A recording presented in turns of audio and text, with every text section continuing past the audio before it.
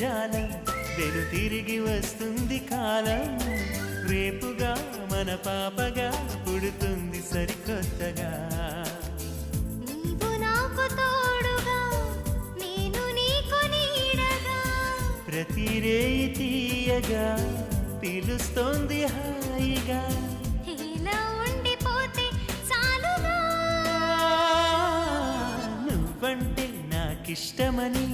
అన్నది నా ప్రతి శ్వాస